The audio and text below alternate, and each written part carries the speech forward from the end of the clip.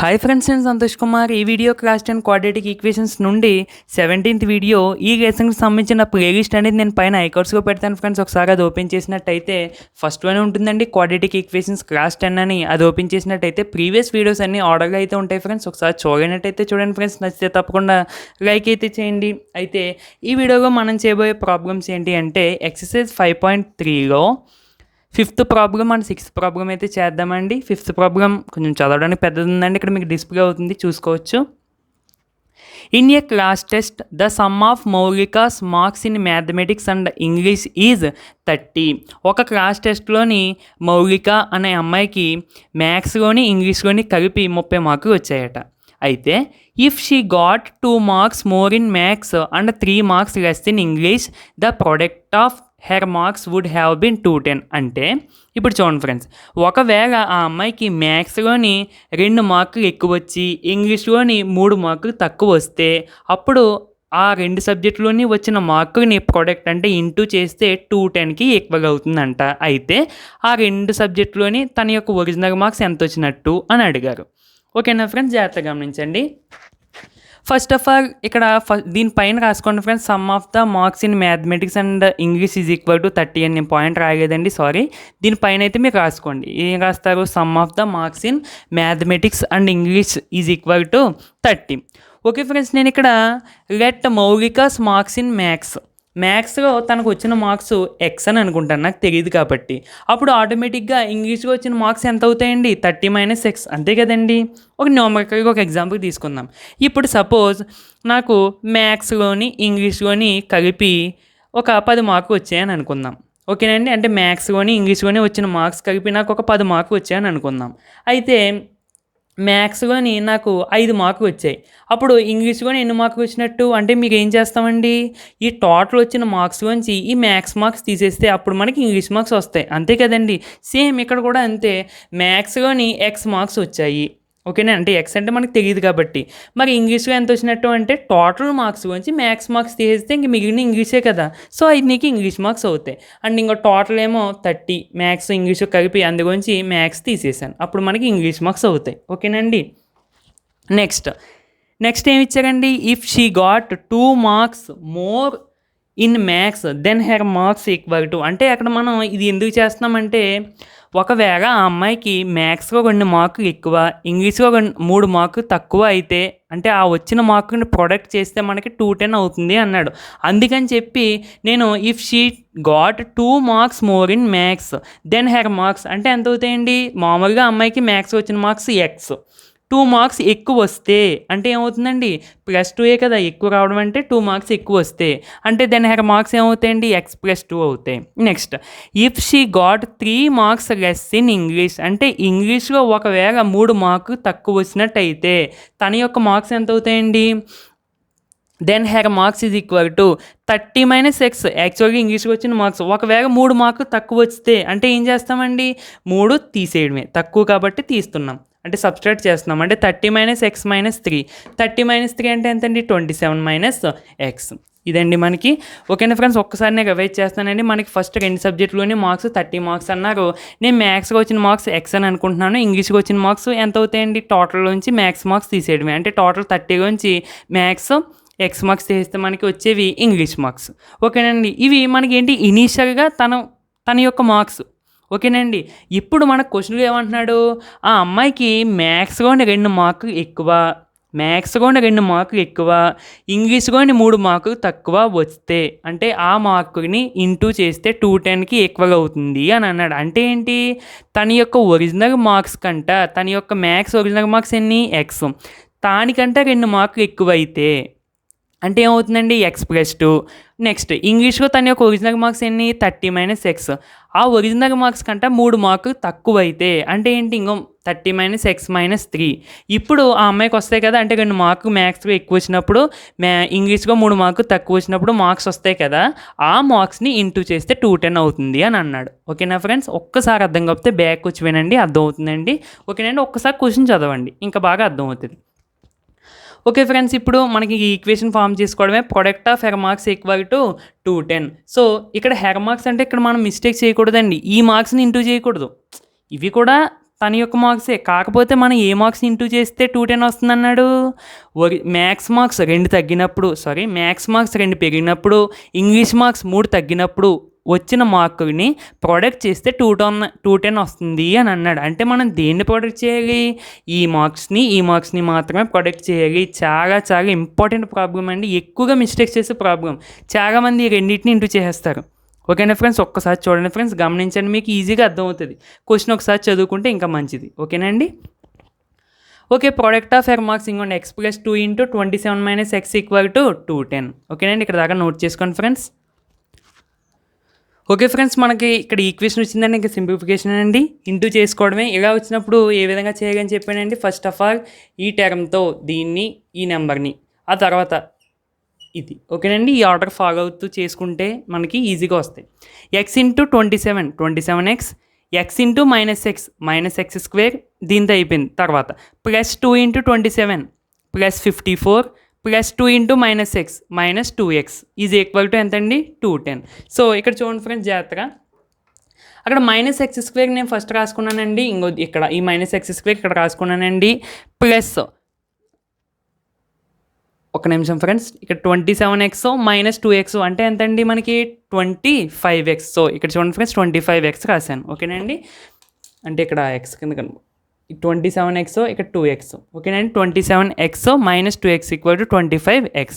Next +54, ఈ +210 ఇటుపక్క తీసుకొచ్చేస్తే -210 = 0. అంటే -x² + 25x, 54 - 210 అంటే -156 = 0. x² ముందు మైనస్ ఉండినా పర్వాలేదండి, మనకి యాక్చువల్గా మైనస్ ఉంటే తీసుకుంటాం, అదే ఎలిమినేట్ అంటే ఏం చేస్తాం? దాన్ని రిమూవ్ చేస్తాం, రెండు పక్కల మైనస్ ఇంటూ చేసి. ఆ విధంగా చేసినా పర్లేదు, మీకు ఎలాగైనా ఆన్సర్ వస్తుంది. నేను ఇక్కడ మైనస్ ఇంటూ చేస్తున్నానండి, minus into minus plus, minus into plus minus, minus into minus +156 = -0 friends, ఇక్కడ గమనించాక నేను 2 సైడ్స్ మైనస్ ఇంటూ చేశానండి.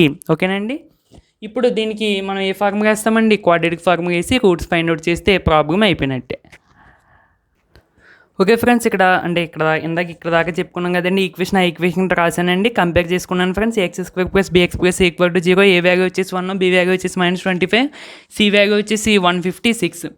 ఫార్ములా సబ్స్టిట్యూట్ చేసుకున్నానండి. ఏ ఫార్ములా ఇంకో పక్కన రాసింది ఫ్రెండ్స్. చూడండి, x = ఇక్కడ ఆల్రెడీ బీకి ముందు మైనస్ ఉంది, బీ వాల్యూ వచ్చేసి -25, ఇంకో -25 ± స్క్వేర్ రూట్ b² అంటే -25 హోల్ స్క్వేర్ -4 × a × c.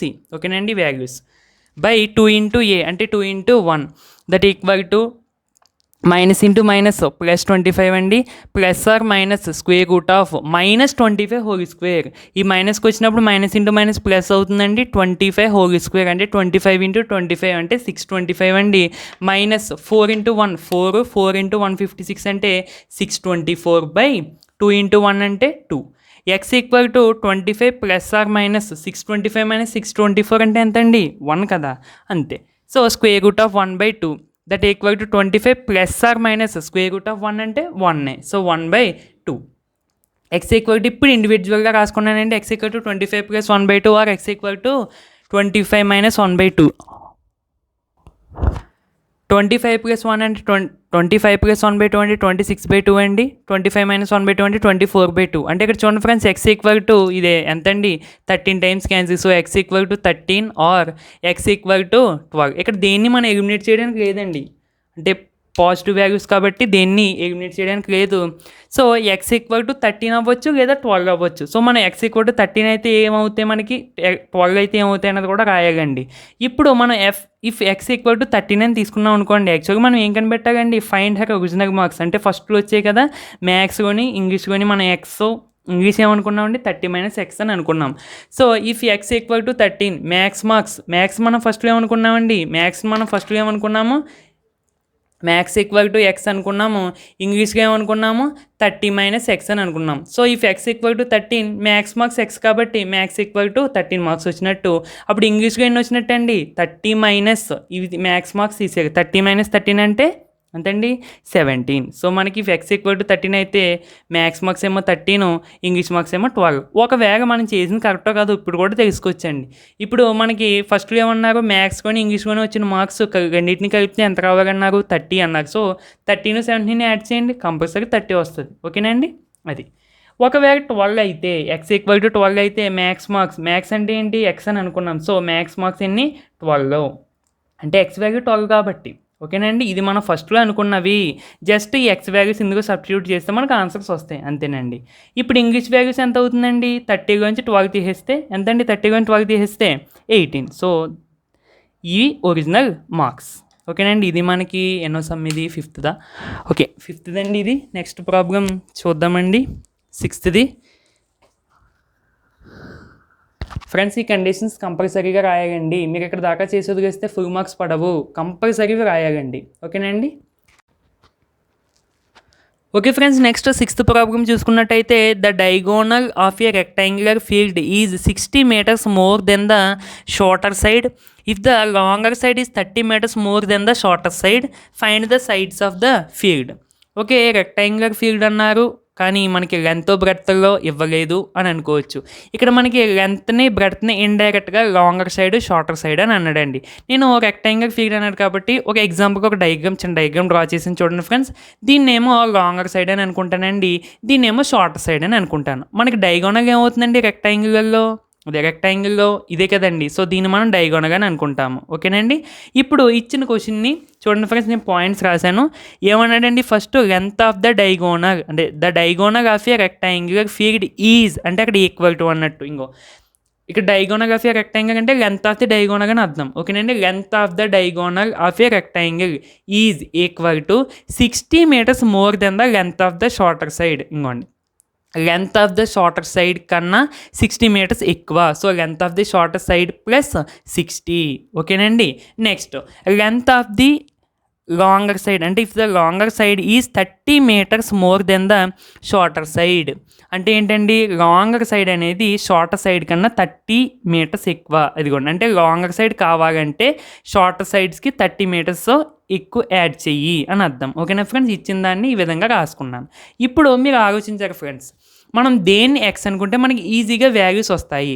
నేను ఇక్కడ suppose length of the shorter సైడ్ని ఎక్స్ అని అనుకున్నానే అనుకోండి, అప్పుడు మనకి లెంత్ ఆఫ్ ది డయాగోనల్ అనేది వచ్చేస్తుంది, అదేవిధంగా లాంగ్ సైడ్ కూడా వచ్చేస్తుంది. సో ఇక్కడ ఫ్రెండ్స్ షార్టర్ సైడ్ నేను ఎక్స్ అని అనుకున్నానండి, x meters, length of the shorter side equal to x meters. అప్పుడు లెంత్ ఆఫ్ ది డయాగోనల్ ఎంత అవుతుందండి, నీకు డయాగోనల్ కావాలంటే ఏం చేయాలి, షార్టర్ సైడ్కి 60 meters యాడ్ చేయాలి. షార్టర్ సైడ్ లెంత్ ఎంత, ఎక్స్ ప్లస్ 60 అంతే.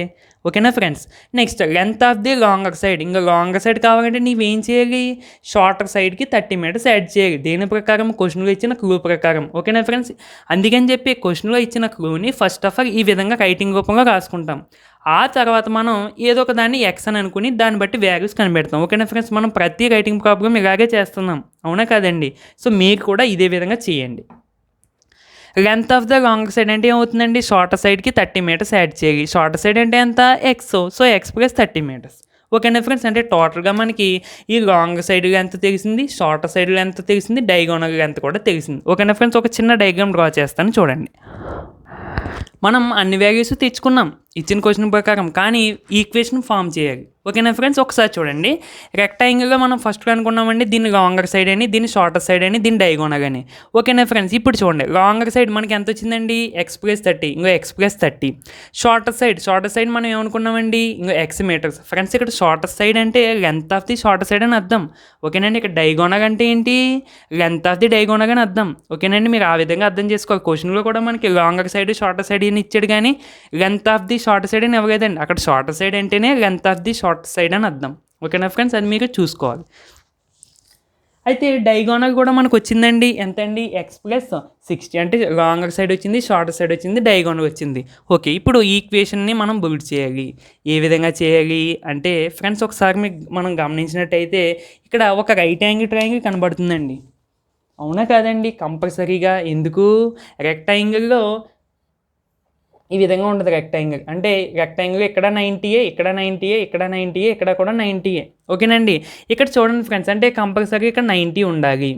ఓకేనండి. ఇక్కడ చూడండి ఫ్రెండ్స్, ఇది ఏ ఫామ్గా ఉందండి, right angle triangle. Right angle triangle. ఎందుకు?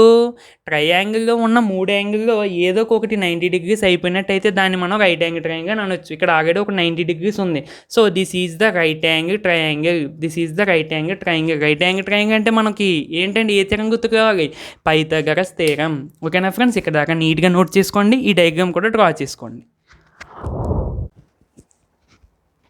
ఓకే ఫ్రెండ్స్, ఇందాక ఇక్కడ నేను ఒకటి అంటే రెడ్ షేడ్ చేశాను కదండి, ఆ ట్రయాంగిల్ని ఓన్లీ ఇక్కడ విడిగా వేసానండి. సో, కింద మనకి సైడ్ లాంగర్ సైడ్ అనుకున్నానండి X+30. ఇది డైగోనల్ అండి, ఇది షార్టర్ సైడ్. సో, ఓన్లీ నేను రెడ్ మార్కర్తో వేసాను కదండి, ఆ ట్రయాంగిల్ మాత్రం ఇక్కడ డ్రా చేశాను. అంటే కొంచెం కన్ఫ్యూజ్ కాకుండా ట్రయాంగిల్ కింద ఉంటుంది కదా అని చెప్పి. అయితే ఫ్రెండ్స్, మనకి పైథాగరస్ థీరం ప్రకారం ఏంటంటే hypotenuse square equal to side 1 square plus side 2 square. ఈ ట్రయాంగిల్లో హైపోటెనస్ స్క్వేర్ అంటే ఏంటండి? 90 డిగ్రీస్కి ఆపోజిట్గా ఉండేది X+60. X+60 whole square is equal to side 1 square X square plus side 2 square అంటే X+30 హోల్ స్క్వేర్. ఓకేనండి? ఇంకా మనం ఫార్ములాస్ అప్లై చేసుకుని సింప్లిఫై చేసుకోవడమే. A+B హోల్ స్క్వేర్ అంటే ఏమవుతుందండి? X square plus 3600 plus 120 into X. మీకు ఫార్ములాస్ కొంచెం మీకు అర్థం కాకపోతే ఫ్రెండ్స్ విడిగా ఈ పక్కన కంపేర్ చేసుకుని ఈ విధంగా చేసుకోండి. అంటే X+60 హోల్ స్క్వేర్ అంటే A+B హోల్ స్క్వేర్ అంటే A square plus B square plus 2 into A into B. ఇంకో A ప్లస్లో X ఉంది, B ప్లస్లో 60 ఉంది. అంటే ఏమవుతుంది? X square plus 60 square. 60 అంటే 60 into 60 3600 plus 2 into X into 60 అంటే ఈ విధంగా వేస్తే ఈ వాల్యూ వస్తుంది. ఓకేనండి? ఇవన్నీ చెప్పడానికి కుదరదు కదండి. సో, మీరు అర్థం కాకపోతే ఈ విధంగా పక్కన చేసుకోండి, రఫ్గా అర్థమవుతుంది. నెక్స్ట్ ఇక్కడ కూడా ఫ్రెండ్స్ X స్క్వేర్ అంటే X square, X+30 whole square అంటే X square plus 900 plus 60X. ఓకేనా ఫ్రెండ్స్? నెక్స్ట్ ఇటుపక్క మామూలుగా X square plus 3600 plus 120X ఇది equal to X square plus X square అంటే 2X square plus 900 plus 60X. Next ఈ విధంగా simplify చేసినా పర్లేదు, మీ ఇష్టం. ఓకేనండి? లేదంటే నేను కొంచెం ఈజీగా ఉండడానికి ఈ టర్మ్ని ఇటుపక్క రాస్తానండి, ఈ టర్మ్ని ఇటుపక్క రాస్తున్నాను. అంటే ఈ విధంగా వాల్యూస్ ఏమీ చేంజ్ అవ్వవు కదండి. లేదు ఈ టర్మ్స్ అన్ని ఇటుపక్క తీసుకొచ్చేసి ఈ స్టెప్ నుంచి చేసి మీకు కరెక్ట్ వస్తుంది. ఎలా చేసినా మీకు కరెక్ట్ వస్తుందండి, రాంగ్ అని కాదు. ఇక్కడ జస్ట్ నేను మీకు అర్థం అవడం కోసం ఎలా చేశాను అంతే. ఇప్పుడు చూడండి ఫ్రెండ్స్, లేదు ఇక్కడ చేద్దామంటే మీ ఇష్టం. అంటే కొంతమంది డౌట్ వస్తుందండి, వాళ్ళ కోసం అంతే. ఇప్పుడు ఈ టర్మ్స్ అన్నింటినీ ఇటుపక్క తీసుకొచ్చేద్దామండి, ఇటుపక్క టర్మ్స్ ఉన్న అన్నింటినీ. ఎందుకు? మనకి ఈ ఫామ్గా తీసుకురావాలి కాబట్టి ఒకవైపు 0 తీసుకురావాలి అంటే కంపల్సరీగా అటుపక్క ఏ టర్మ్స్ ఉండకూడదు. అంటే అప్పుడు ఏమవుతుందండి? X స్క్వేర్ ఈ 2X స్క్వేర్ ఇటుపక్క వస్తే -2X స్క్వేర్ ప్లస్ 3600. ఈ నెంబర్ ఇటుపక్క వచ్చేస్తే -900 ప్లస్ 120X. ఈ నెంబర్ ఇటుపక్క వచ్చేస్తే -60X. ఇంక టోటల్గా అటుపక్క ఏముంటుందండి? 0 ఉంటుంది. X square minus 2X square minus X square 3600 minus 900 అంటే 2700 plus 120X minus 60X. 60X is equal to 0. అది కొంచెం కరెక్ట్గా రాసినట్టయితే అంటే ఆర్డర్లో -X square plus 60X plus 2700 is equal to 0. -X square ముందు ఉన్నా పర్వాలేదండి, ఎలా డైరెక్ట్గా ఫార్ములా అప్లై చేసినా పర్వాలేదు. ఇప్పుడు మనం ఎలా అప్లై చేద్దాం. ఓకేనండి? ఓకే ఫ్రెండ్స్, అయితే మనకి ఇది standard form of the quadratic equation వచ్చేసింది. దీనికి ఇప్పుడు మనం ఏంటి క్వాడ్రాటిక్ ఫార్ములా యూజ్ చేసి ఫార్ములా రూట్స్ కనిపెట్టాలి. ఓకే ఫ్రెండ్స్, మనకు వచ్చిన ఈక్వేషన్ కంపేర్ చేసుకున్నాండి. A value -1, b value 60, c value 2700. Formula ఇదండి. జస్ట్ సబ్స్టిట్యూట్ వాల్యూస్ చేస్తే -b అంటే -60 plus or minus square root b square అంటే 60 square -4 into a into c. A అంటే -1, సి అంటే 2700. సో a ఇంటూ సి అంటే ఈ విధంగానండి by 2 into a అంటే 2 into a అంటే 2 into -1. X equal to -60 plus or minus 60 square అంటే 60 square అంటే ఈ విధంగా తీసుకోవాలండి. జీరోస్ ఉన్నాయనుకోండి మనకి ఈజీ. 60 స్క్వేర్ అంటే 60 ఇంటూ 60. 6 ఇంటూ 6 అంటే ఎంతండి? 36. ఎన్ని జీరోస్ ఉన్నాయి? 1 2 పక్కన వేసుకోవడం. ఓకేనండి? ఈ విధంగా 3600 మైనస్ ఇక్కడ చూడండి friends 4 into minus into minus plus minus into minus plus 4 into 2700 అంటే 4 ఇంటూ 27 చూడండి.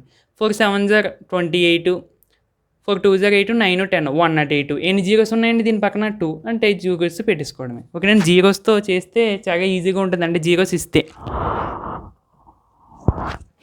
అంటే టోటల్గా ఈ స్క్వేర్ రూట్ లోపల ఎంత వచ్చిందండి? 3600 ప్లస్ 10800 అంటే 10800 బై 2 ఇంటూ -1 అంటే -2 that equal to -60 plus or minus 3600 plus 10,800 చేస్తే మీకు 14,400 వస్తుందండి. యాడ్ చేసి చూసుకోండి బై -2. ఫ్రెండ్స్ ఇక్కడ చూడండి 14,400 స్క్వేర్ రూట్. యాక్చువల్గా మనకు తెలుసు 12 × 12 అంటే 144, అవునా కదండి. అంటే 1400 వచ్చిందంటే ఏమొచ్చినట్టండి 120 × 120 కదా. అప్పుడు మీకు ఎంత వస్తుందండి 1400. సో ఈ విధంగా మీకు చూసుకో. మొన్న కూడా మనం ఒక సమ్గా చేసాం. ఎంత వచ్చింది 3600 వచ్చింది. మనం దాన్ని ఎలా చేసామండి 60 × 6గా 60 × 60గా రాసుకున్నాం. సేమ్ ఇక్కడ కూడా అంటే 14,400 ప్లేస్కొని మనం ఏం రాసుకోవచ్చండి 120 హోల్ స్క్వేర్. అంటే -60 ప్లస్ ఆర్ మైనస్ మీకు అర్థం అవడం కోసం స్టెప్ రాస్తున్నానండి. 120 whole square by -2 that equal to -60 plus or minus ఈ స్క్వేర్ రూట్ క్యాన్సిల్ అండి 120/2. ఓకేనా ఫ్రెండ్స్. -2 మైనస్ ఉంది కదండి. నీట్గా నోట్ చేసుకోండి ఫ్రెండ్స్ ఇక్కడ దాకా.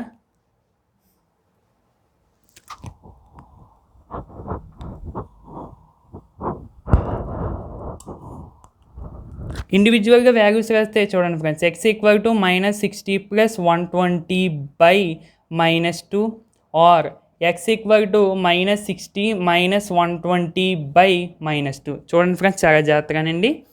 ఇక్కడ చూడండి friends x equal to -60 plus 120 అంటే ఏమవుతుందండి 60/-2 ఆర్ x ఈక్వల్ టు -60 -120 అంటే -180/-2.